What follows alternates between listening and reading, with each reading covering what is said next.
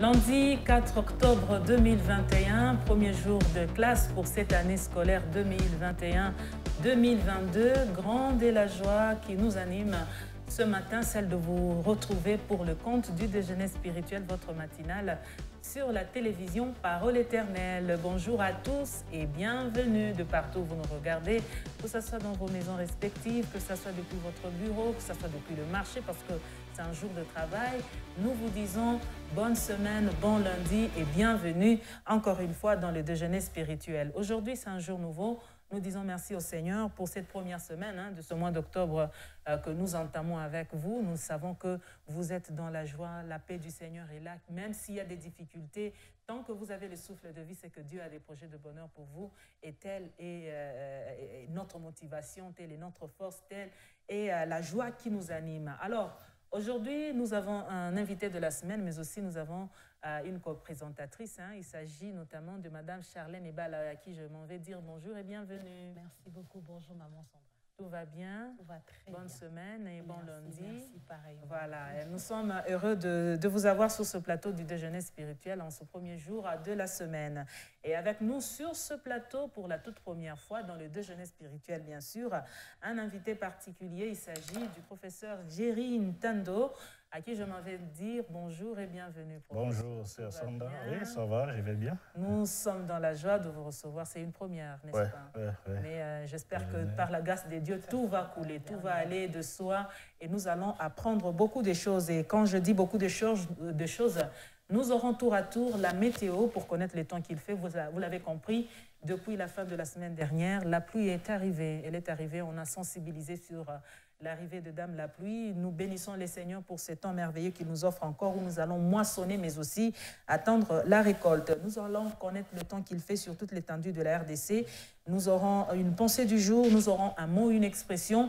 Nous aurons un pain, le pain du jour que nous allons consommer le tout premier morceau aujourd'hui, tiré de la prédication de ce dimanche 3 octobre.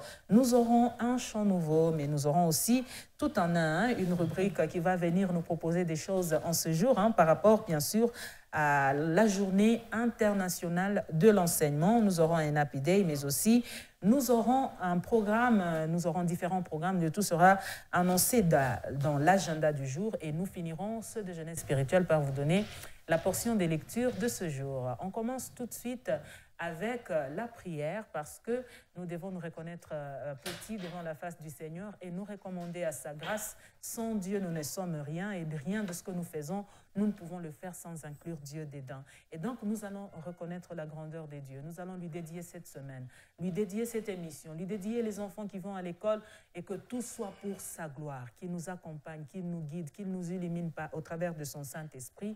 Et donc, la prière, elle va se faire ici sur ce plateau avec le prof Jerry, mais vous aussi à la maison, vous prenez une attitude de prière, élevez votre voix et ensemble nous prions. Prions. Nous bénissons ton nom, notre Dieu, pour tout ce que tu fais. Merci de nous avoir réveillés en ce jour, en forme, et nous sommes là pour te servir, moi et mes sœurs. Je te dis merci pour tous tes serviteurs que tu protèges. Je te dis merci pour cette journée qui commence. Je te dis merci, Seigneur, pour tes enfants partout en RDC, partout dans le monde.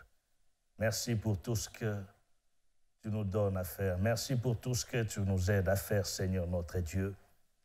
Nous recommandons cette émission entre tes mains, Seigneur. J'ai pris que ta main puissante, Seigneur, nous guide. Que ta main puissante, Seigneur, nous oriente. Merci, ô Dieu. Nous te recommandons ces moments, cette émission entre tes mains, Seigneur. Bénis-nous, Jésus. Bénis ces moments. Bénis, Seigneur, la présentatrice. Bénis, Seigneur, ô notre Dieu, ce moment, que ce soit un moment de bénédiction, de partage, Seigneur, d'édification. Que ton esprit nous guide dans ce moment. Qu'à toi seul revienne la gloire, l'honneur et les actions de grâce. Et que ceux qui nous suivent, Seigneur, notre Dieu, dans leur maison, Seigneur, un peu partout, Seigneur, puissent être édifiés par ce moment. Nous te disons merci, Seigneur. Qu'à toi seul revienne la gloire, l'honneur et les actions de grâce. Au nom de Jésus. Amen. Amen.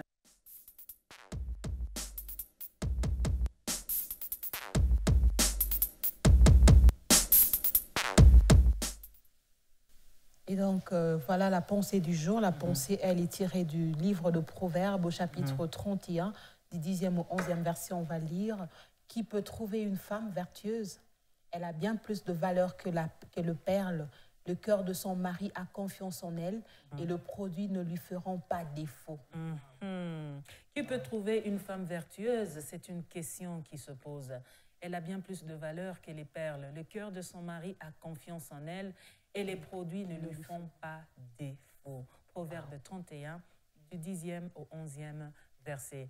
Docteur Jerry, d'entrée des jeux, c'est une question qui nous est posée. Qui peut trouver une femme vertueuse? Comment les hommes peuvent-ils, moi si maintenant je dois reformuler autrement cette question, hein, il y a des jeunes qui adhèrent au mariage, qui sont en train de se battre pour réunir la dot comme la coutume l'exige. Il y en a qui se battent pour trouver une maison où installer cette femme. Mais comment trouver la femme vertueuse? Comment savoir que dans cette jeune fille, il y a une femme vertueuse? Comment le savoir? C'est une bonne question. C'est important que nous puissions voir la question qui peut trouver une femme vertueuse. Pour trouver, il faut chercher. Mais les gens cherchent mal. Trouver, on peut trouver dans la prière.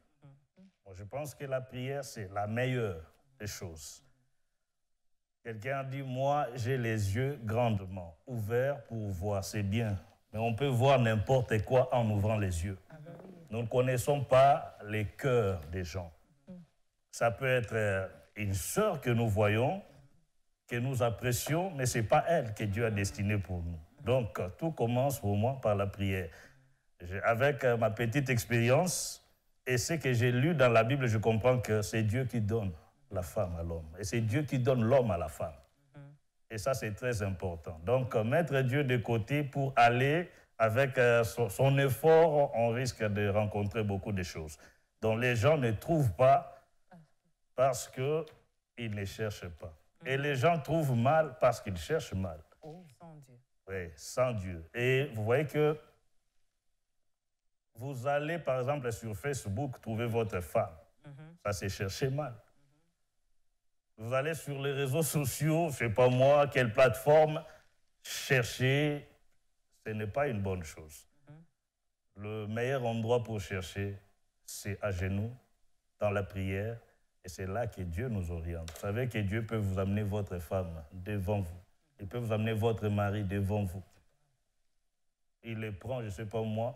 On se marie, mais on ne sait pas. Vous voyez, est-ce que vous connaissiez votre mari quand vous étiez... Vous êtes marié, n'est-ce pas? Oui, je suis mariée. Est-ce que vous connaissiez votre mari quand vous étiez... vous aviez 9 ans, tout ça? Vous ne le connaissez pas. Donc c'est Dieu qui fait que les gens se rencontrent. Et c'est Dieu-là qu'il faut contacter, c'est ce Dieu-là qu'il faut chercher. J'ai vu des gens dire non, ça c'est pas des choses spirituelles, c'est ce qu'on voit là, on voit des choses, on déclare des choses, c'est ce qu'on voit là, il faut aller. Non, mais Dieu, si vous le mettez de côté, vous allez souffrir dans les mariages. Donc que Dieu nous aide vraiment. Que Dieu nous aide, hein, mais il y a de ces personnes, même dans le temps passé, il y a de ces parents de nos aînés qui disaient moi je ne l'ai pas rencontrée à l'église, hein, moi je n'ai pas cloué mes genoux à terre pour pouvoir demander cette femme, mais elle est merveilleuse, elle est bonne, elle est vertueuse. Je l'ai rencontrée seulement en passant, j'ai vu, remarqué à côté là, il y avait une femme et je suis allée. Donc à ceux-là, ils n'étaient pas en conformité avec la parole, ou ce n'étaient pas des vraies femmes vertueuses, ou comment pouvons-nous comprendre cela? Oui, mais nous parlons dans les cadres des chrétiens.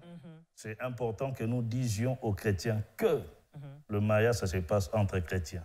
C'est important. Bon, les personnes qui ne sont pas chrétiens, bon, ils se marient. On ne peut pas interdire à quelqu'un de se marier et tout ça. Mais la vertu ici, c'est selon Dieu, pas selon les hommes. La vertu, c'est selon Dieu, pas selon les hommes. Ce que Dieu appelle vertu, le monde ne l'appelle pas forcément vertu. Et ce que le monde appelle vertu, ce n'est pas forcément vertu ici dans la vie chrétienne. Donc, nous devons faire la part des choses. Donc, c'est important que nous puissions comprendre que ce qui est vertueux ici, c'est selon Dieu, pas selon le monde. Et voilà. Vas-y, maman Charlène. Puisque nous parlons de vertu, de vertueuse, quelles sont les qualités qui font qu'on trouve chez une femme pour dire que cette femme est vertueuse? Les qualités, il y en a beaucoup, Mais la première qualité, c'est d'avoir le Seigneur pour maître. Ça, c'est la première qualité qu'on peut trouver dans une femme. Bon, excusez-moi, vous direz que je suis trop spirituel, mais c'est comme ça. On ne vous en veut pas. C'est comme ça. La première qualité pour une femme, quand on est chrétien, c'est que cette femme-là ait le Seigneur pour maître. Quand il aura le Seigneur pour maître, tout va couler. Donc, c'est-à-dire que tout ce qu'on cherche là, la femme saura qu'il ne faut pas faire ça parce que j'ai un maître qui me regarde. Il ne faut pas faire ceci. Vous voyez que la vertu vient de soi parce qu'on a un maître qui n'aime pas certaines choses. Et c'est là. Donc, je pense que la première qualité, c'est là. Et le reste va suivre.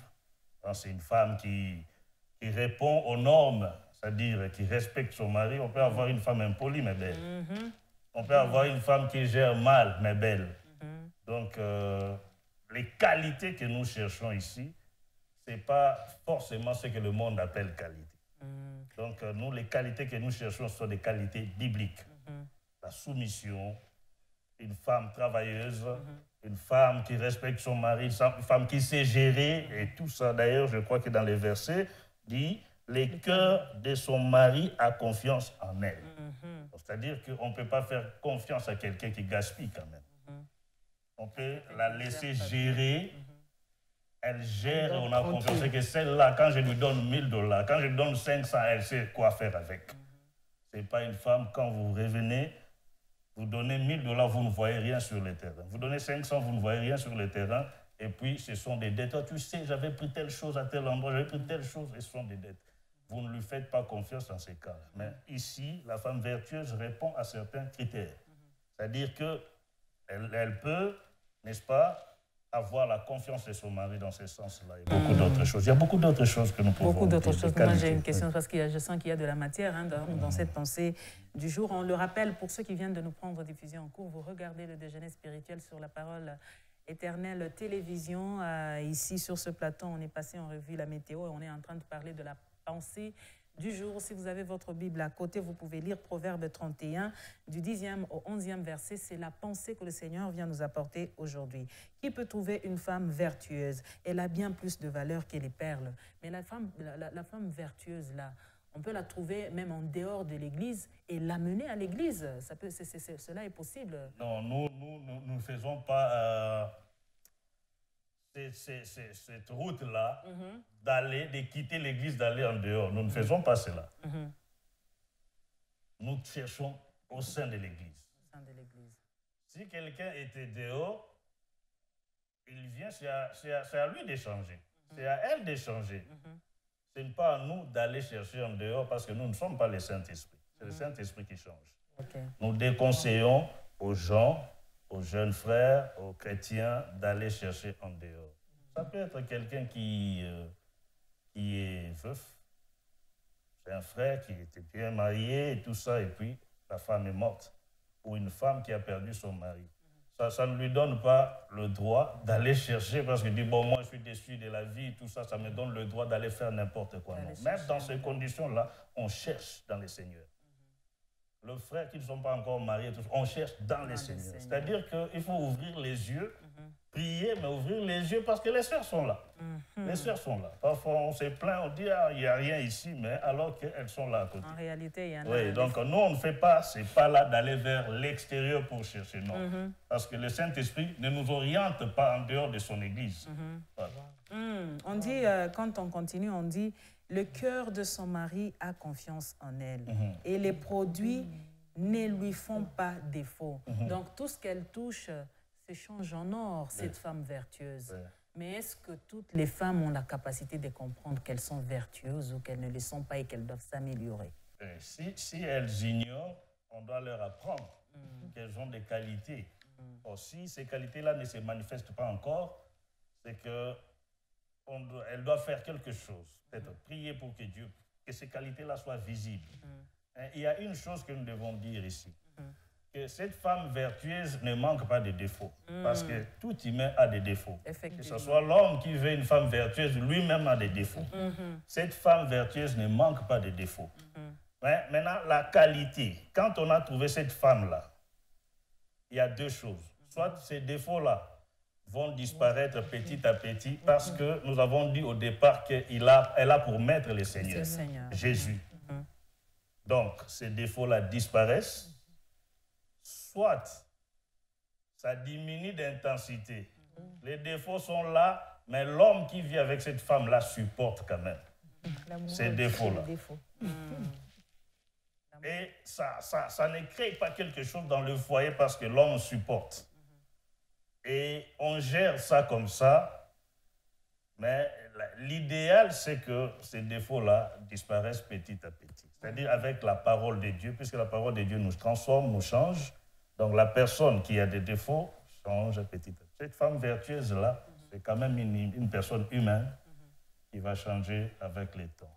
Et seulement quand elle touche quelque chose de ses mains, elle sait comment faire. C'est-à-dire que même quand elle prépare, on sent que, voilà. Donc, c'est-à-dire que ce qu'elle fait, même son mari éprouve de la joie. Les gens qui viennent dans ce foyer-là éprouvent de la joie. Même le Seigneur lui-même éprouve de la joie. Ça, c'est un peu important.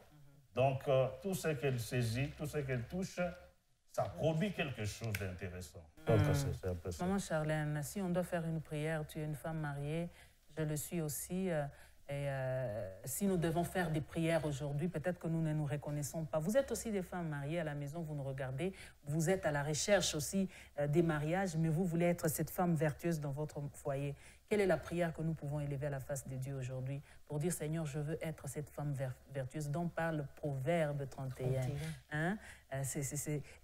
Quels seront les mots avec lesquels on peut faire cette prière, Maman Charlène, en tant que femme et épouse? Il y a tellement de mots. D'ailleurs, la Bible elle-même dit, demandez afin que votre joie soit parfaite. Vous pouvez être une femme comme nous, mais vous sentez que vous n'êtes pas encore arrivé au max, parce que ça arrive. S'il nous arrive de reconnaître que tel fait mieux, c'est parce qu'on sent qu'en nous, il y a un manque. Donc, dès que nous sentons ces manques-là, on peut demander au Seigneur la sagesse, c'est-à-dire à ce qui nous manque, qu'il demande. Donc, s'il nous demande de demander, c'est parce qu'il sait qu'il est en mesure de nous le donner. Donc, si nous manquons la sagesse, parce que ça peut faire défaut, si nous manquons peut-être l'intelligence pour gérer, je ne sais pas, les capacités pour bien être dans son foyer ou entrer dans son mariage, pour ceux qui aspirent encore au mariage, on peut demander, on peut faire monter de prière, on peut dire au Seigneur, donne-moi d'être cette femme vertueuse dont parle la Bible dans Proverbe 31, afin que ma joie soit parfaite. Si vous êtes comblé à l'intérieur, on le verra même par votre façon de faire. Il y a des femmes qui sont frustrées parce que l'intérieur est aussi choqué, l'intérieur est aussi détruit. Si le Seigneur commence à ranger l'intérieur de nous, nous verrons que l'extérieur aussi va voilà. Et donc, on peut prier de cette façon-là. On peut demander au Seigneur, viens me visiter. Je me sens incapable. Pour que le Seigneur vienne, il faut qu'on soit au bout. Quelqu'un a dit, les enfants d'Israël sont arrivés à crier parce que c'était fort pour eux. Quand c'est pas encore fort, on ne crie pas. Quand ça choque pas encore, on peut encore, comme on dit, comme les enfants pouvaient dire, Mamélia. Toutes les fois que mais là, donc ce n'est pas encore au bout. Quand ça arrivera au bout, on crie. C'est de l'abondance du cœur que la bouche parle. Donc quand on est fatigué de son état, on est la rusée de tout le monde, parce qu'on est femme dans son foyer, parce qu'on manque de sagesse, on peut crier ce matin au Seigneur. On peut le lui demander. Je vous en prie. C'est important, ce qu'elle dit là. Vous voyez, c'est dangereux de savoir qu'on est dans une situation inconfortable. Et puis on se dit, bon, moi, je suis comme ça. Une femme qui se dit, moi, c'est comme ça chez moi, tout ça, je ne vais pas changer. C'est dangereux pour le foyer. Donc, ce qu'on doit faire, c'est de crier au Seigneur pour le changement, mais aussi d'apprendre par les conseils. La Bible, elle nous change. Quand on lit sa Bible et qu'on ne change pas, c'est qu'il y a un problème. Vous savez, la méditation a pour finalité la pratique. Lorsque nous méditons, c'est pour pratiquer. C'est là. Le diable est tellement malin que lorsque nous méditons, il nous arrête pour qu'on ne pratique pas. Vous pouvez connaître tous les versets de la Bible. Ce que le diable n'aimerait pas, c'est la pratique. Donc, quand vous pratiquez, c'est que vous devenez à l'image de Christ. Là, ça devient compliqué pour lui. Voyez. Mais une femme qui se dit, moi, je reste comme ça, là, c'est dangereux. Donc, priez le Seigneur, lisez votre Bible, laissez-vous transformer par cette Bible-là. Et toute femme qui prend cette décision-là, sa maison sera parfaite. Amen. Proverbe 31, 10 à 11. Qui peut trouver une femme vertueuse? Elle a bien plus de valeur que les perles. Les cœurs de son mari a confiance en elle et les produits ne lui feront pas défaut. Femme vertueuse, c'est de toi qu'on parle ce matin. Tu sens qu'il y a quelque chose qui te manque. Peut-être que tu ne sais pas bien cuisiner. Peut-être que toi, tu n'as pas la force d'entretenir la maison. Peut-être que toi, ton mari gronde chaque jour. Rentre au pied de Jésus. Demande la grâce. Comme mamie a l'habitude de le dire, prie, demande à Jésus de te transformer. Et la sœur Charlène l'a bien dit ici, quand tu demandes que l'intérieur soit bien, tu es frustré de l'intérieur parce que tu ne sais pas faire telle ou telle autre chose, parce que tous les soirs, ce sont des bruits. Quand monsieur rentre, il ne mange pas bien à table parce que moi, je n'arrive pas à bien faire. Et donc, tu peux demander la grâce du Seigneur. Avec la grâce du Seigneur, on réussit toujours. Le Saint-Esprit, quand il est au contrôle, demandez la grâce du Saint-Esprit. Saint-Esprit, moi, je voudrais être une femme qui cuisine bien pour que la maison mange. Toutes les personnes de la maison mangent et soient contents de moi. Le Seigneur ne manquera pas de faire du bien à cette femme qui prie. Mais aussi, tu es jeune fille, tu aspires au mariage. Commence déjà à travailler ta personne. Commence à te tailler toi-même pour être la femme vertueuse dont parle la Bible ici. Et rassure-toi, tu feras la joie de ton mari. Il aura confiance en toi, mais aussi, tu réjouiras le cœur du Seigneur. C'en est fini pour la pensée du jour. Une pensée sur laquelle vous pouvez continuer à débattre à la maison, mais y tirer du bon surtout pour se construire.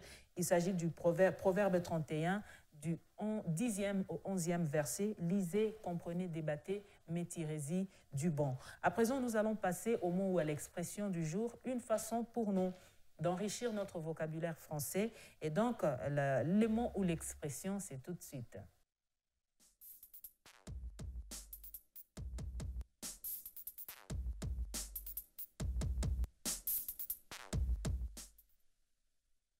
Donc, c'est une expression. Nous sommes bénis par les expressions ces derniers temps. Les mots sont devenus rares. Hein? Ah oui, oui. Et donc, l'expression du jour, par mon et par vos. Waouh!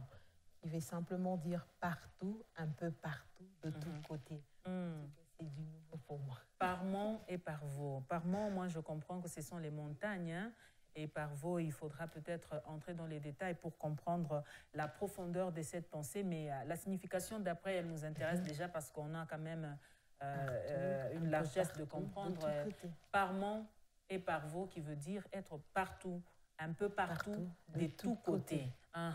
Donc, on est partout, un peu partout, de tous côtés. On ne peut pas être en même temps partout. Et, on touche un peu à tout, quoi. Franchement, cette expression... Est-ce que c'est interchangeable?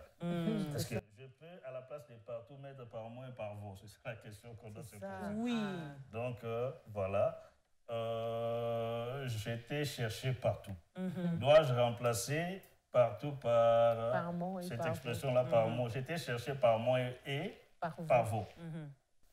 J'étais cherché par mon et par vous. Oui, ça peut entrer dans le vocabulaire. Et, ça, tu es toujours mais par sœur mon et Charlène, par vous. où est-ce que tu étais par mon et par vous? J'étais un peu partout, donc tu as circulé comme on en a vu la semaine dernière en embouteillage. J'étais un peu avec les enfants. par mon et par vous, donc un peu partout en train de chercher à réunir le nécessaire pour faire parler de soi femme vertueuse. Donc, et si toi tu devais utiliser, sœur Charlène, cette expression? Je suis en train de me poser la question ce matin. Est-ce que c'est toujours bien d'être par moi et par vous, professeur Jerry? Parce qu'on voit des gens comme ça qui sont un peu partout. On se pose la question, mais finalement, cette personne connaît tout le monde. Est-ce que c'est bien ou c'est mauvais? Donc, je suis en train de... Pour trouver aussi plutôt l'exemple, est-ce que c'est toujours bien d'être par moi et par vous? On est toujours là. Et surtout, dans plutôt l'explication de un peu partout, de tous côtés. Par exemple, si on doit aller dans le sens de tout faire, moi je fais tout. Donc, que ce soit ici, je fais ça, je sais. Et celui qui connaît tout, on ne doit pas lui faire aussi confiance, professeur. En tout cas, personne ne connaît tout. Personne ne connaît tout. Il n'y a que Dieu qui connaît tout. C'est ça. Même les anges, qui sont supérieurs en force, connaissent en partie. L'apôtre Paul pouvait dire « nous connaissons en partie ». Et lorsque Christ apparaîtra, nous connaîtrons toutes choses, telles que lui nous a connues. Donc, il y a des choses qui nous échappent aujourd'hui. Même la Bible, quand nous l'expliquerons, nous ne comprendrons pas tout. Donc, il n'y a que Dieu qui connaît tout. Ah oui. Même les scientifiques les plus réputés aujourd'hui, ils sont en train de découvrir. J'étais étonné lorsque je suivais un documentaire, on me dit que l'univers tel que Dieu l'a créé on n'a que 10% des secrets de l'univers aujourd'hui.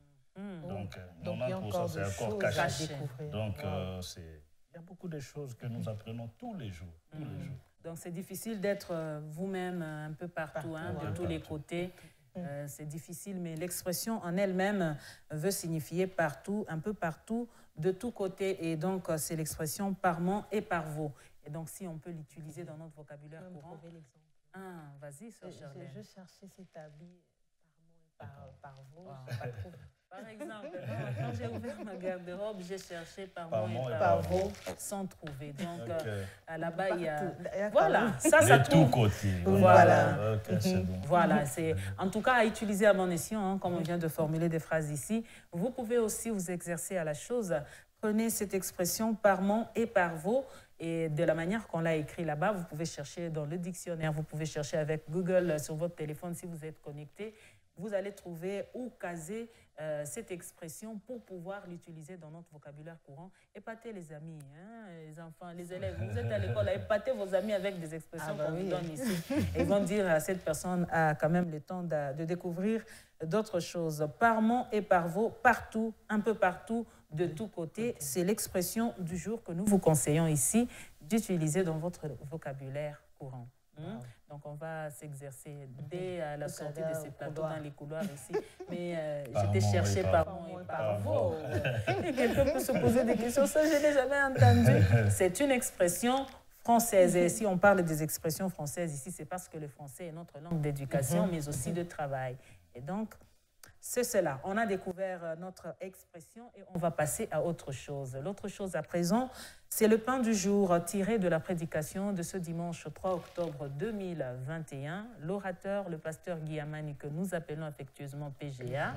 Et donc, c'est la suite du service. Ce que l'on attend d'un dispensateur de grâce, c'est qu'il serve. Le service est encore au rendez-vous. Je pensais qu'on s'était arrêté à la partie F, mais il y a la partie G qui arrive.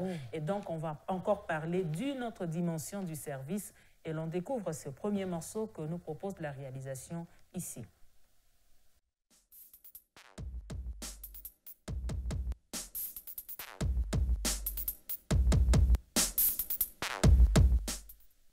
Comme des bons dispensateurs des diverses grâces,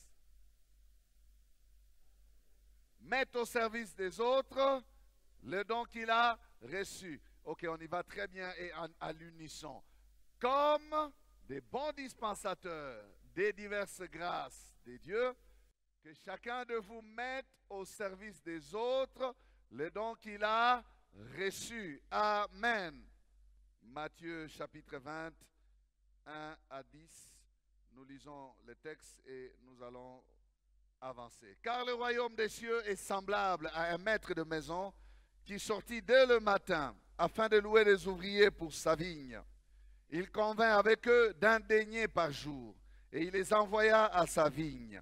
Il sortit vers la 3e heure et il en vit d'autres qui étaient sur la place sans rien faire.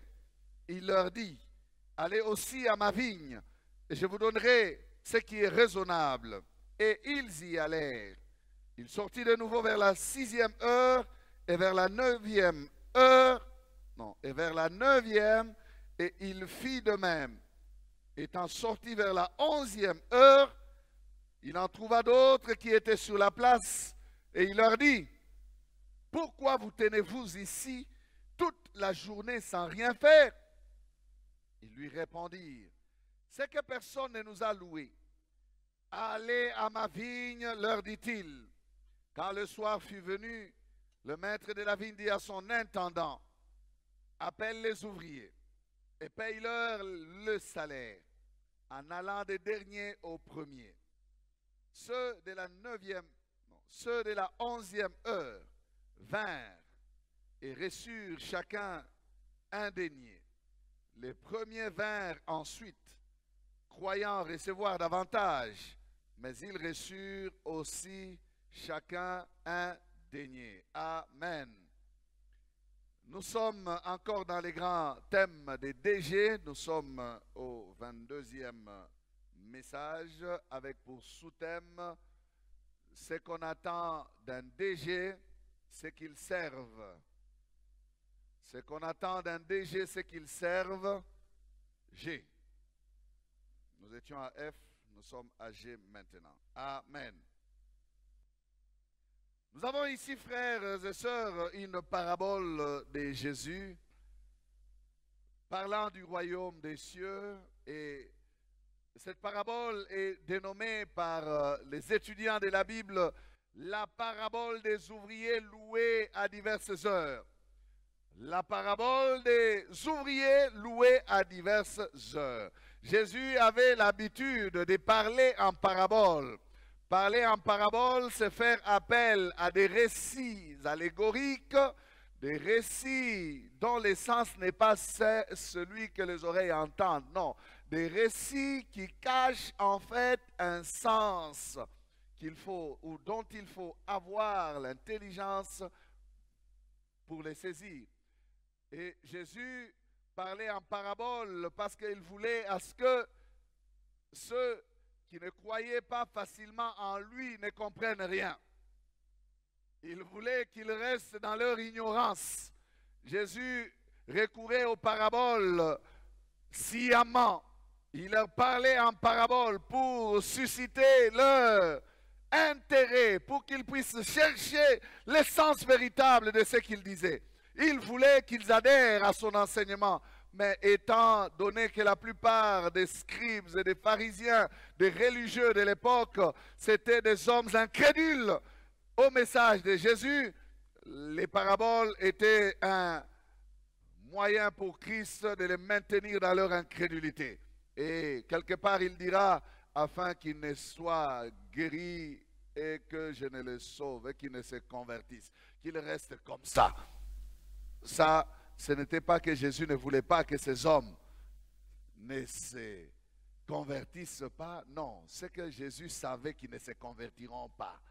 Alors il ne leur a pas facilité aussi la chose, connaissant leur cœur. Mais vous et nous, le Seigneur nous a donné le discernement. Il nous a donné le cœur de comprendre sa pensée, de saisir sa parole. Et à travers les âges, les hommes ont compris le message de l'Évangile, même l'essence réelle des paraboles. Amen. Nous avons ici donc une parabole très connue et qui a plusieurs leçons en son sein. La leçon majeure qui est souvent enseignée, c'est celle de la récompense des ouvriers. Mais avant d'y arriver, ça sera notre troisième leçon qu'on n'aura pas le temps d'aborder aujourd'hui. Voyons les deux autres leçons. Et ces leçons, je les appelle les leçons du cœur du maître.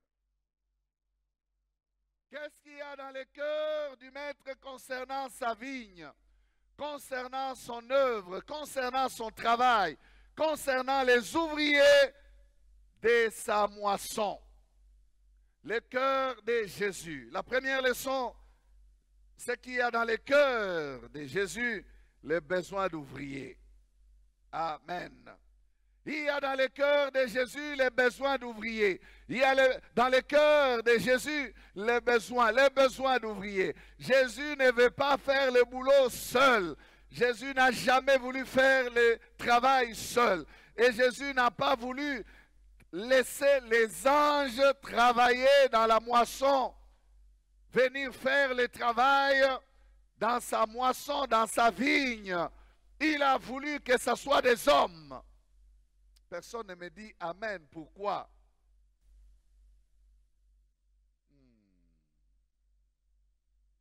Pourquoi tu es comme ça? Tu m'inquiètes? Est-ce que tu comprends l'essence de ce que je suis en train de dire dans cette première leçon-ci? Il n'a pas voulu que ce soit les anges qui servent dans sa vigne, ici sur terre. Savez-vous que ça allait être facile pour lui? Pouf, les anges travaillent.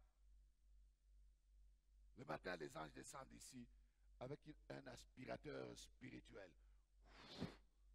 Tout est arrangé. C'est propre. Et à l'heure de la prédication, un ange se tient ici. La joie du Seigneur, c'est notre force. Et il dit, le Seigneur m'envoie vous dire. Non, non, le Seigneur n'a pas voulu ça. Il a laissé les anges. Il a voulu qu'il ait des ouvriers, dont toi et moi. Mais les cœurs du Seigneur. Un cœur intéressant. Voilà, le cœur du Seigneur, un cœur intéressant. Il n'a pas voulu envoyer les anges à la tâche parce que les anges ont leur part. Il n'a pas voulu que tout se fasse par coup de la main puissante. Il dit tout de suite que sur ce plateau du déjeuner spirituel, que toute chose commence à se faire. Dieu en a la capacité, mais il n'a pas voulu cela. Il a appelé des gens à la moisson et nous sommes appelés à servir. Prof Jerry, message très intéressant. C'est 22e prédication de ce que l'on attend d'un dispensateur de grâce. Durant cette année, c'est le thème de l'année qui est dans 1 Pierre 1 Pierre 10, 4, donc que nous avons, ce que l'on attend d'un dispensateur de grâce. Le thème de ce message, c'est qu'il serve, la partie G. Et aujourd'hui, c'est la parabole de la moisson. On demande à ce qu'on envoie assez d'ouvriers dans la moisson pour aller travailler. Comme le pasteur le disait, Dieu pouvait faire autrement. Vous pouvez envoyer les anges à la chose. Vous pouvez dire à tout de suite, cher ange, faites ceci ou cela. Mais Dieu n'a pas voulu que les anges viennent parce qu'il nous aime tellement et il nous veut nous voir à son service à lui. Message intéressant. C'est très intéressant. Nous bénissons beaucoup Dieu pour cette série de messages que notre Père donne, le pasteur Guerman. C'est très intéressant, très profond. Et j'ai béni le Seigneur hier. Voyez la phrase qui revient là. Dieu n'a pas voulu que les anges fassent ce travail. C'est important que nous puissions comprendre la pensée de Dieu. Pourquoi Dieu nous choisit, nous? Parce que c'est nous qui sommes au bénéfice du salut. Et si moi, j'ai bénéficié du salut, je ferai en sorte que quelqu'un d'autre bénéficie de ce même salut. Ça, c'est important. Puisque le cœur de Dieu bat pour la moisson, pour les âmes perdues. Donc, il sait que ces gens-là, si je ne les sauve pas maintenant, ils sont perdus pour toujours. Et Dieu veut que nous allions dans la moisson du Seigneur. Il veut d'abord que nos âmes soient sauvées. Comme nous disons, d'abord nos âmes et puis les services. Dans l'Église, elle va venir après. Quand vous lisez la Bible, vous voyez, j'ai trouvé 2 endroits, peut-être qu'il y en a d'autres, où Dieu envoie un ange. D'abord devant Corneille et puis devant l'énike éthiopien. Dieu envoie un ange devant Corneille pour lui dire, va chez un certain Simon, tu trouveras un certain Simon, Pierre, faites-le venir. Pourquoi l'ange n'a pas directement donné le message à Corneille? Ce n'était pas sa tâche. Sa tâche, c'était d'annoncer à Corneille qu'il y a quelqu'un qui va annoncer le message. Et faites-le venir. Pareil pour l'énike éthiopien. Il partait, il venait d'adorer à Jérusalem et il rentrait chez lui, en Éthiopie.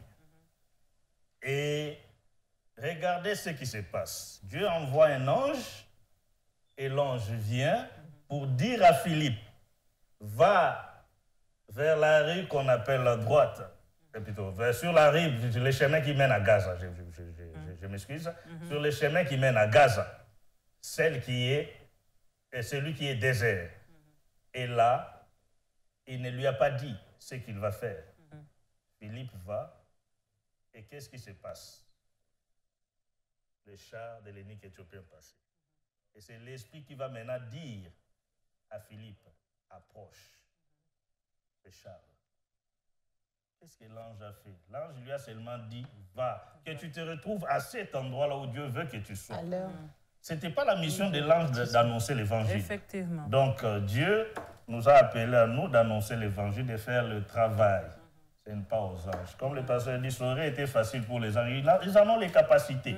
Peut-être que, pas les capacités d'annoncer, mais capacité par exemple de réparer des choses dans l'église, de torchonner, tout ça. C'est facile pour eux.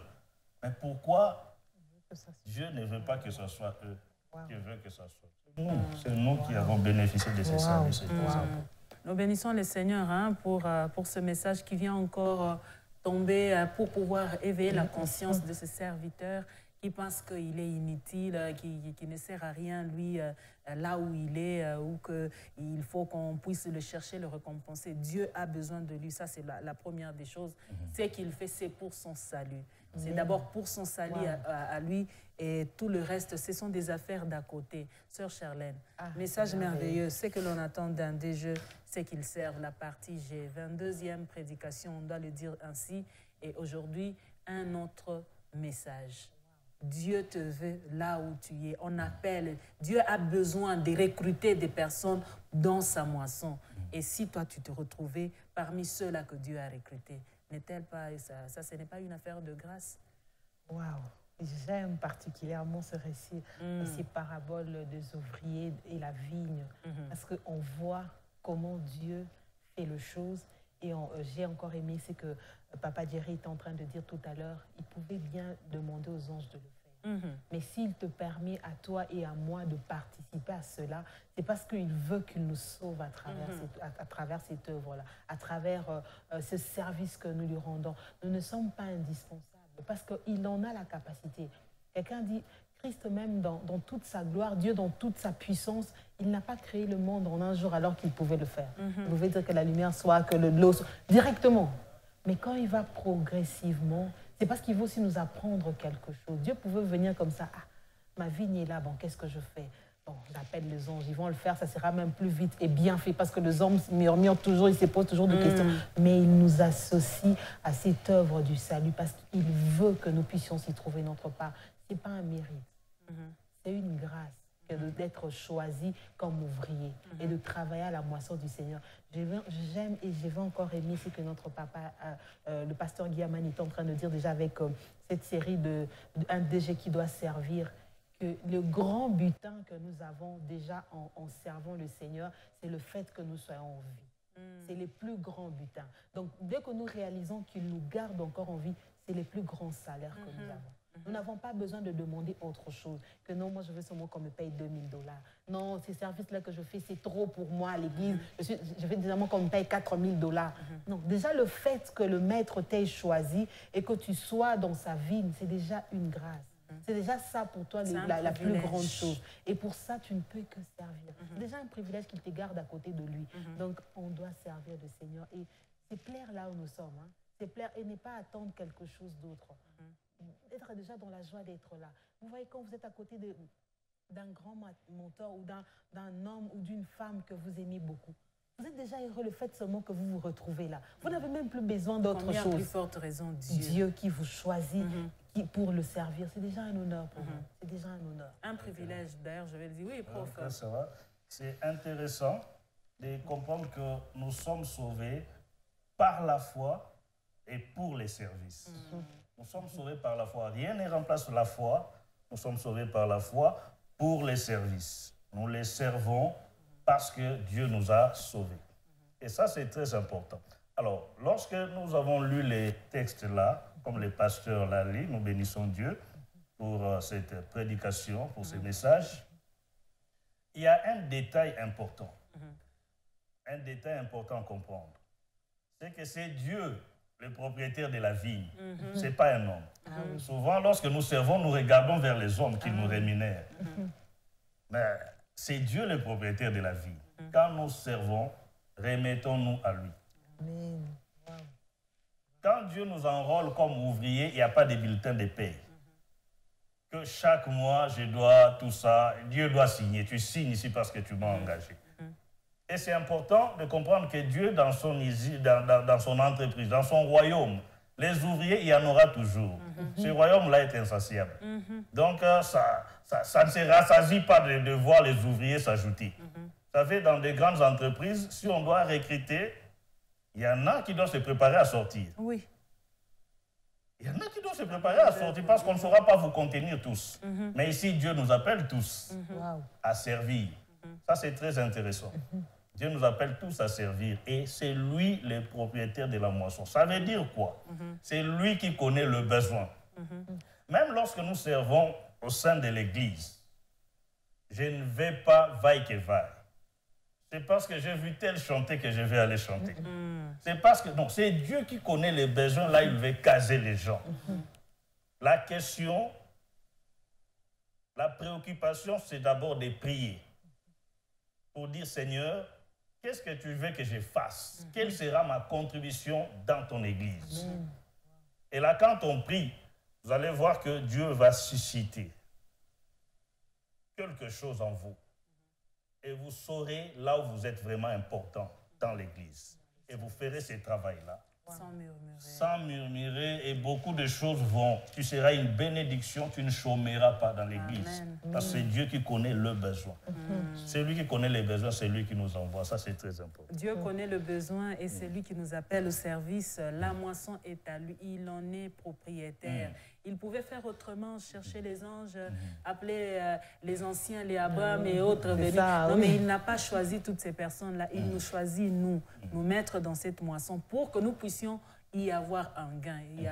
D'ailleurs, c'est un service où il nous appelle et nous avons le salut pour l'éternité. Donc, frères et sœurs, si vous êtes appelés à servir, regardez à celui qui vous a appelé dans cette moisson. Si vous avez été convaincu, peut-être que vous n'avez pas entendu la voix vous parler et dire « va à tel service ». Peut-être que vous avez été convaincu par la force du Saint-Esprit d'être là où vous êtes. Ne regardez ni à gauche ni à droite, regardez à celui qui est dans les cieux parce que c'est pour lui que vous êtes là et vous avez la vie pour l'éternité. La joie, c'est que vos noms sont inscrits dans le livre de vie. Et pour ceux qui sont dans l'embarras de choix. Aujourd'hui, il est ici parce qu'il a été séduit par celui qui chante. L'autre jour, il est séduit par celui qui fait le protocole. Il dit, non, mais je quitte la chorale, je vais carrément au protocole. Il est un peu partout. Mont et Vaux. Il est par Mont et... vous n'avez pas perdu. Il est par Mont et par Vaux. Un peu partout, donc on le retrouve partout. Est-ce que celui-là, il sera aussi enrôlé de la même façon que ceux qui sont à la tâche à laquelle on les a appelés ou ceux-là, ils ne sont pas considérés parce qu'on ne peut pas être au même moment partout et de tous côtés? Voilà. Bon, celui qui tâtonne doit prier. Et quand on commence à tâtonner, on doit prier parce que ce n'est pas normal qu'on veuille faire quelque chose tout au même moment. Ce n'est pas normal. On sera plus efficace là où le Seigneur vous veut. Et c'est important. Et n'oublions pas qu'il y a deux niveaux ici. Le niveau des 5 ministères où il faut l'appel de Dieu. Pasteur, évangéliste, docteur, prophète et puis apôtre. Là, il faut l'appel de Dieu.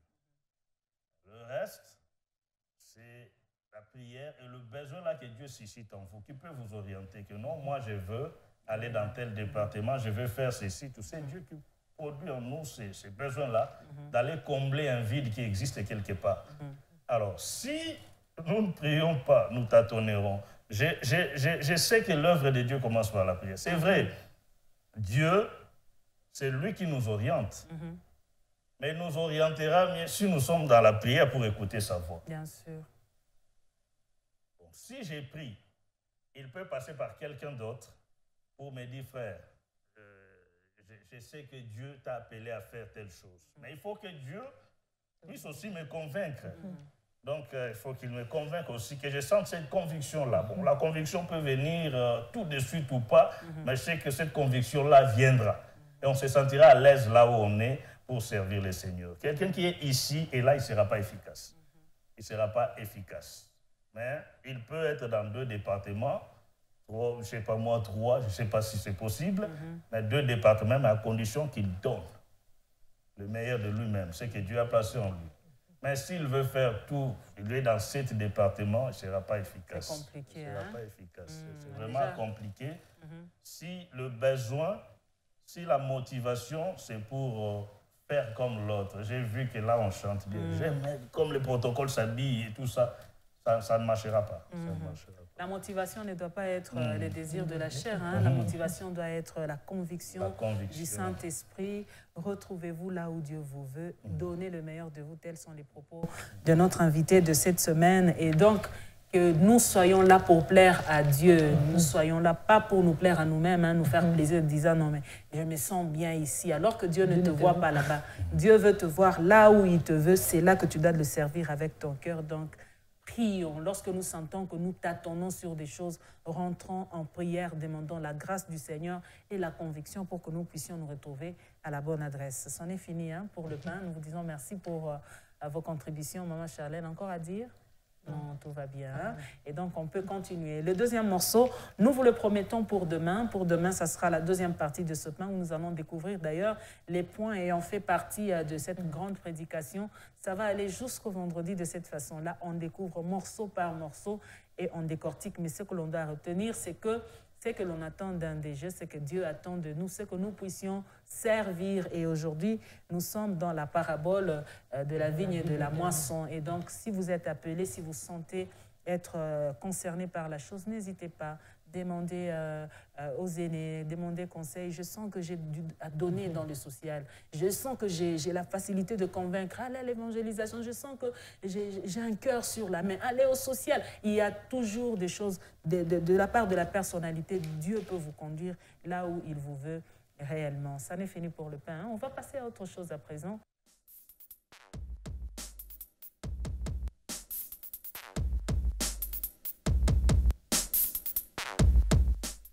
Donc, tout en un, nous sommes déjà là-dedans. Il s'agit aujourd'hui de la journée internationale de l'enseignant et de l'enseignante. Ouais. Cette personne à l'honneur, c'est le 4 octobre. Nous parlons de ces personnes et ça tombe bien parce que la rentrée des classes est effective depuis aujourd'hui à 7h00 pour ceux qui entrent à 7h, mais pour d'autres, c'était déjà à 7h30. Beaucoup d'élèves en uniforme aujourd'hui, des tout petits qui découvrent l'école pour la première fois en maternelle, pour des parents qui travaillent, les bébés sont déjà à la crèche, mais ces enfants, ils ne partent pas pour eux-mêmes. Là où ils partent, il y a des encadreurs. Et ces encadreurs, c'est la personne de l'enseignant, c'est la personne de l'enseignante. Et nous allons parler de ces deux personnalités aujourd'hui, les plus importantes, moi je crois, dans le cycle de l'enseignement. Sans eux, l'inspecteur n'a pas lieu d'être. Sans eux, les promoteurs, même s'ils sont, je ne sais pas moi, les plus intelligents possibles de la planète Terre, ils n'ont pas de sens d'être. Les écoles elles-mêmes n'ont pas le sens d'être si cette personne de l'enseignant, de l'enseignante n'existe pas. Et donc, pour parler de cette affaire, ici sur ce plateau, Maman Charlène, propriétaire de la rubrique, présente depuis les débuts, mais maintenant, et pour vous, Papa Éric Landou. Il est professionnel de l'enseignement, si je peux le dire ainsi, pas du tout, pas professionnel de l'enseignement, mais il est dans l'enseignement, il est un encadreur, il sait de quoi nous allons parler aujourd'hui. Et donc, nous vous disons bonjour et bienvenue, Papa Éric Landou. Bonjour, merci. Aujourd'hui, ce n'est pas dans la casquette de l'invité de la semaine, mais c'est dans la casquette d'enseignant, de personnes encadrant les enfants. Vous êtes dans les écoles depuis quelques bonnes années. Vous y avez pris goût, mais non seulement que vous y avez pris goût, vous vous intéressez à la chose de l'enseignement. Et aujourd'hui, à l'honneur, l'enseignante et l'enseignant. Et donc, Maman Charlène, on parle de la journée internationale de l'enseignant et de l'enseignante. À vous la parole. Et donc, Papa Éric, merci d'être là. En tout cas, ça fait quand même bizarre que vous venez avec une autre casquette. Donc, mais on va aller sous cette casquette-là que les autres ne connaissent pas. On va dire que Papa Éric aussi est enseignant, donc il répond à cette journée internationale. Donc, c'est en marge avec la journée internationale de l'enseignant et de l'enseignante qui aura lieu demain, le 5, c'est ça? C'est le 5. Le 5. Et donc, aujourd'hui, on en parle déjà. Si on peut faire un état des lieux. En fait, merci pour l'invitation. Merci également à tous les bénévoles qui sont en train de nous suivre devant leurs petits écrans. C'est la journée de l'enseignant et de l'enseignante. Déjà, c'est demain. Cette journée a été proclamée par l'UNESCO déjà depuis le 5 octobre 1994. C'était là que l'UNESCO a compris qu'il fallait également accorder un jour à l'enseignant. Parce que ces derniers jouent un rôle très important. Vous savez que l'enseignant ou l'éducateur ne remplit pas seulement les rôles qui lui est assigné. Ça veut dire transmettre aux enfants un certain nombre de faits, un certain nombre d'instructions, un certain nombre de connaissances, Mais l'enseignant a aussi la capacité, il a la mission de libérer les potentiels qui se trouvent dans l'enfant. C'est-à-dire rendre l'enfant capable à donner le meilleur de lui-même, à se découvrir. Et ça, c'est le travail qui revient à l'enseignant. C'est-à-dire, parfois, hein, c'est pourquoi vous avez dans des écoles, il y a les orientations. Vous trouvez des enseignants qui peuvent dire aux parents, je pense que votre enfant, si on peut l'orienter dans la section telle, il va s'épanouir. C'est ça, le rôle de l'enseignant. Alors, il fallait absolument lui accorder cette journée-là. Vous savez, c'est une vocation. D'ailleurs, pour cette année, le thème, c'est « Jeunes enseignants, l'avenir de la profession ». Jeunes enseignants, l'avenir de la profession. C'est ça le thème qui sera débattu cette année. C'est-à-dire, partout dans le monde, on parlera du jeune enseignant, l'avenir de la profession. Vous savez, il y a des gens qui viennent dans l'enseignement comme un tremplin. Hein? Donc, en attendant qu'ils trouvent mieux, il est là d'abord. Mais il y en a qui en ont la passion. Ils ont la vocation d'enseigner. Ils aiment s'occuper des enfants. Vous savez, il y a un jour, quelqu'un m'avait dit, donc toi, tu as fait l'université seulement pour enseigner les enfants. J'ai dit, mais si on ne les enseigne pas, qui va les enseigner? S'il n'y a personne pour s'occuper de ces enfants-là, si tout le monde doit être à l'hôpital, il est médecin, et les autres doivent être dans des mines parce qu'ils sont ingénieurs, il y en a qui travaillent à la comptabilité, il y en a qui vont s'occuper des enfants. Et pourtant, la moisson est grande, hein, et Dieu veut chaque personne D'ailleurs, c'est parce qu'il y a des enseignants que nous trouvons les médecins, les ingénieurs, les conseillers. C'est-à-dire qu'il faut toujours qu'il y ait quelqu'un qui s'occupe de ces enfants-là. Et ça, c'est noble.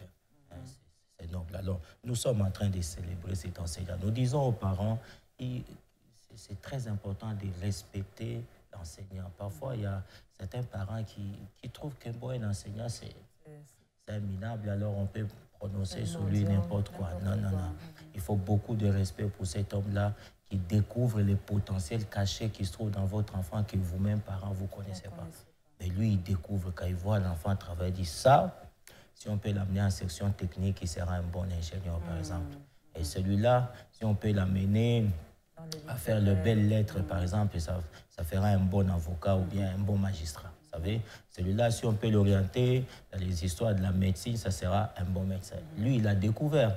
Mais vous, parents, comment les parents font? Parce que lui, il est ingénieur, il veut que son enfant soit ingénieur. Mais les parents, les enseignants, ils découvrent cette qualité-là dans l'enseignant. C'est en cela qu'il faut beaucoup de respect pour cet enseignant. Est-ce que chez nous, en République démocratique du Congo, cette journée trouve vraiment sa place? 5 octobre de chaque année, est-ce que la journée de l'enseignante et de l'enseignant trouve vraiment sa place dans notre milieu?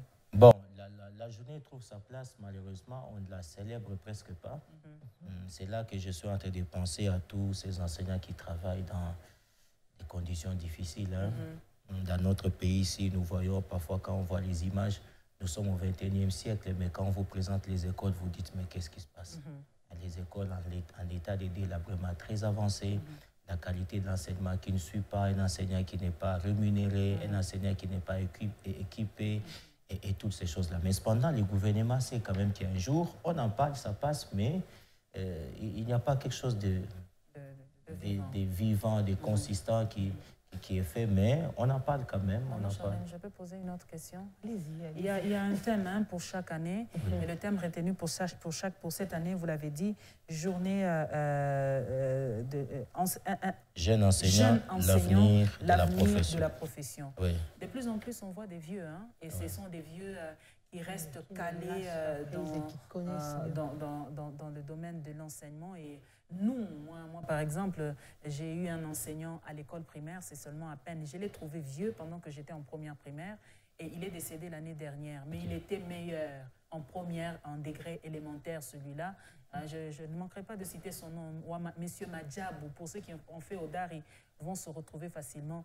Mais il est resté très longtemps, des très longues années, on va dire 30 ans, à ce même poste-là. Il est au degré élémentaire, au primaire, et il y est resté des années.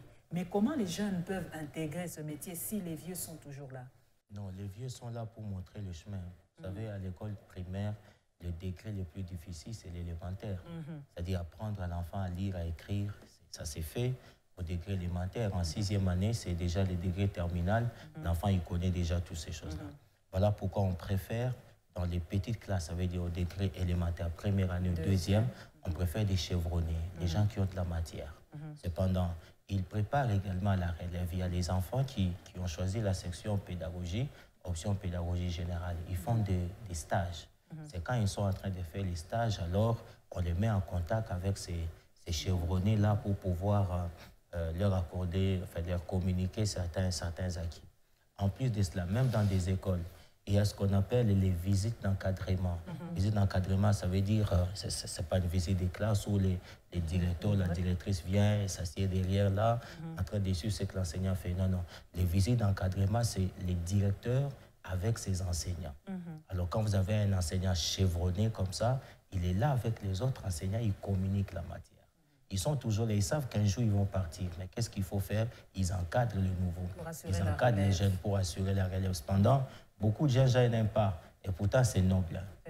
C'est noble. C'est beau d'être entouré d'enfants, de communiquer les savoirs, d'échanger. C'est beau ça. Ça fait 2 ans que ça me manque, mais on a cette histoire-là. On aime ça. On aime ça. C'est vraiment un grand défi. C'est vraiment un grand défi. On ne va pas mettre un novice dans des petites classes. Là, c'est compliqué. Vous allez lui rendre la tâche difficile. Mais quand vous avez une personne chevronnée, bien assise dans ces choses-là, vous allez voir que ça passe.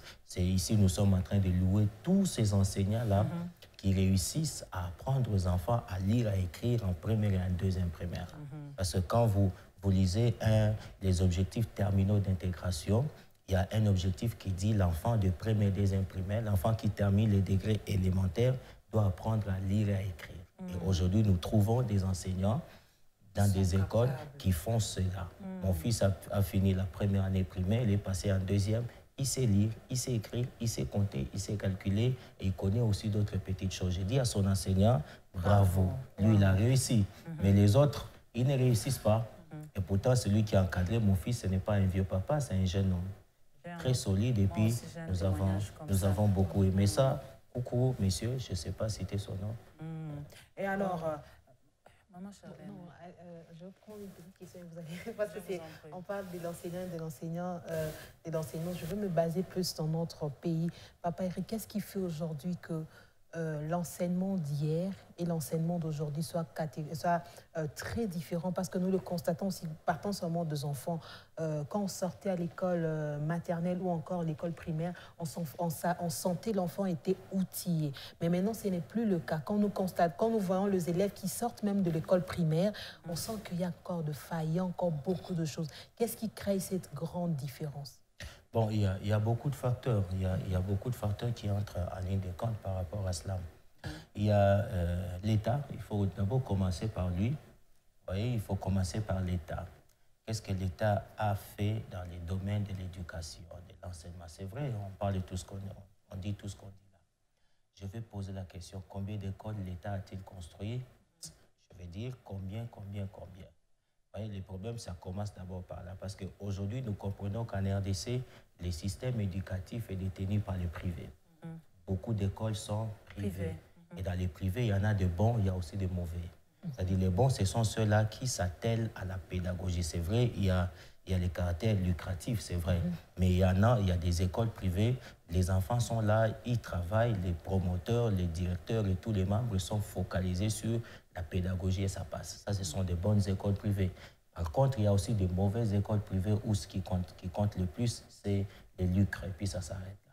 Alors là, nous demandons à l'État d'ouvrir l'œil et le bon dans ce domaine-là. C'est-à-dire qu'il faut multiplier les écoles, engager de nouvelles unités, payer convenablement ces enseignants-là, le travail va bien se faire. Vous savez, ça dépend de la motivation. Il y en a sûrement, il a la vocation d'enseigner, mais les Français disent ventre affamé n'a point d'oreille. Hein.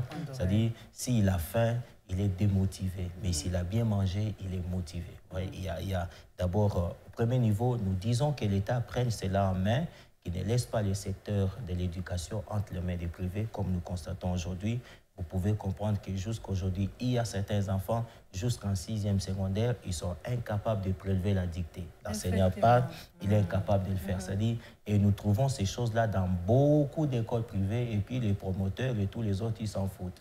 Ce qui intéresse, c'est les lucres. Et ça, c'est pas bon. Que l'État puisse regarder cette histoire-là. C'est là-bas, ici en province, Nous avons le gouverneur, nous avons le directeur de l'enseignement, nous avons également l'inspecteur principal de l'enseignement qui aussi ils sont en train de nous suivre, de regarder cette histoire là-bas. Les systèmes de l'éducation, pas dans les mains du privé, mais dans les mains de l'État. Ça va passer parce que c'est l'État qui définit les types d'enfants qu'il faudrait avoir. Un autre problème, c'est le problème des sous-qualifiés. Les personnes qui ne sont pas qualifiées, qui ne sont pas agrégées, qui ne sont pas autorisées d'enseigner, mais parce qu'il y a l'instinct de survie. Je dois vivre avec les enfants.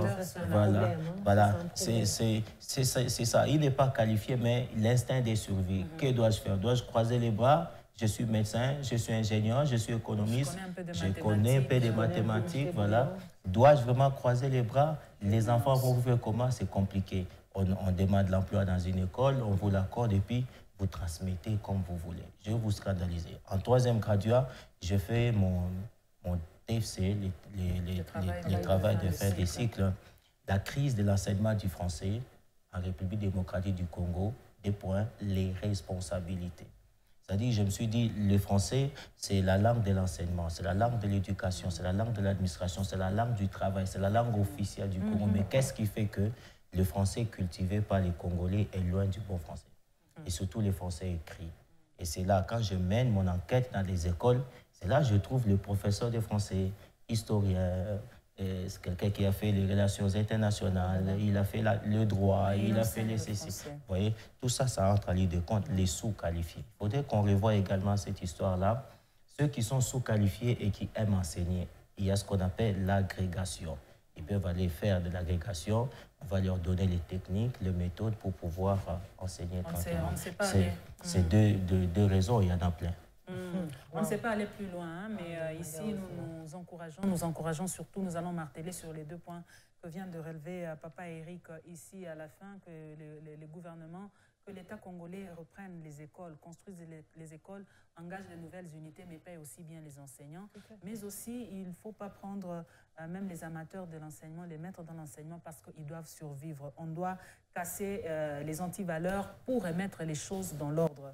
C'en est fini donc pour Tout en un. On parlait aujourd'hui, je dois vous le rappeler, de la journée internationale de l'enseignante et de l'enseignant célébrée chaque 5 octobre depuis 1974. Et donc, unissons nos efforts, parlons davantage de ces choses, sensibilisons-nous pour la qualité de l'enseignement en République démocratique du Congo. Papa Eric, nous vous disons merci, mais nous allons vous dire merci pour ce passage bref dans le déjeuner spirituel aujourd'hui, pour cette rubrique Tout en un. Tout le plaisir sera pour nous de vous retrouver prochainement pour d'autres choses. Mais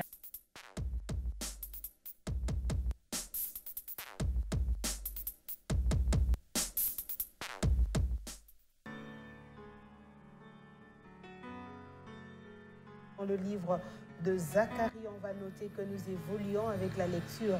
Et donc, rattrapez-nous. Nous sommes déjà au 10e chapitre du livre de Zacharie, au 1er verset. Nous allons lire « Demandez à l'Éternel la pluie du printemps. L'Éternel produira des éclairs et il vous enverra une abondante pluie. Il donnera à chacun de l'herbe dans son champ. » Zacharie 10:1, demandez à l'Éternel la pluie du printemps. L'Éternel produira des éclairs, il vous enverra une abondante pluie. Il donnera à chacun de l'herbe dans son champ. Et donc, c'est le verset du jour. Le verset du jour qui est accompagné d'une méditation qui dit Dieu reste disponible à nos requêtes. Quand on lui demande quelque chose, il exauce. Et donc, c'est à nous de nous mettre à la tâche. Vous sentez que vous avez des choses à demander, Dieu n'hésitera pas. La saison de pluie est arrivée, nul ne l'a demandé. Il nous l'a accordé parce qu'il sait que la saison est propice pour le champ, pour que nous puissions récolter. Il faut qu'il pleuve, que nous puissions labourer, y s'aimer et puis récolter. À nous de demander à Dieu parce qu'il reste disponible à nos requêtes. Ça sera fini. Et donc, pour la portion de lecture du jour, on lit les chapitres de Zacharie. Nous lisons le chapitre 10, le chapitre 11 et 12. Zacharie, les chapitres 10, 11 et 12, tels sont les chapitres à lire en ce jour. On se retrouvera mercredi pour le partage et les études bibliques à partir de 16h30. Mais c'en est fini pour les déjeuners spirituels. C'en est fini pour aujourd'hui. Donc, retrouvez dès demain la sœur Valentine Kapalou à la présentation. Quant à moi, je vous dis au revoir et excellente journée chez vous. Que le Seigneur vous bénisse. Merci. Amen.